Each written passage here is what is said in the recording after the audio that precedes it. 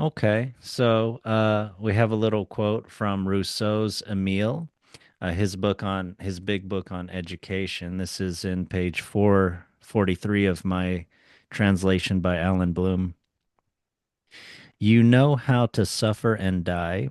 By the way, this is the imaginary tutor talking to the imaginary student. You know how to suffer and die. You know how to endure the law of necessity in physical ills. But you have not yet imposed laws on the appetites of your heart. And the disorder of our lives arises from our affections far more than from our needs.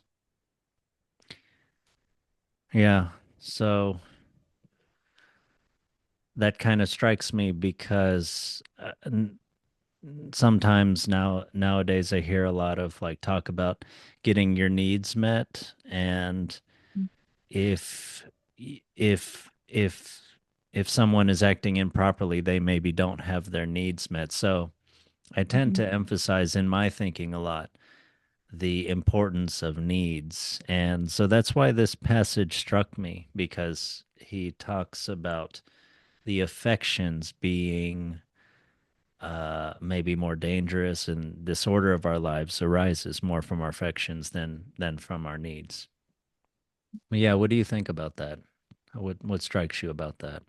Um, well, yeah, I was thinking a lot about the affections and how like those are kind of dangerous because they're kind of elusive and there's lots of deception with those. So, for example, when we're like young or at a developmental stage where we may not have like wisdom to judge those, like it's very easy to kind of fall into kind of addiction with those, especially because as humans, we have like a very addictive kind of nature when it comes to like, I don't know, just whatever the affection or like might be. So, um, yeah, that was kind of what I was thinking of. Yeah. Yeah, if only bad things always felt bad and good things always felt good, I mean, humanity would just be in some kind of like half utopic kind of state, right? Yeah, yeah, But it'd be some, like so simple, yeah, but it's not because just feeling things that feel good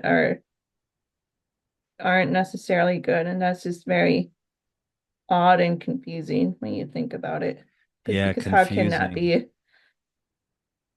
I'm And why sorry? did, yeah, because how can that be? And like, why is it this way? Yeah, Yeah, yeah, why does it feel good, but it's bad? And why do many good things feel bad?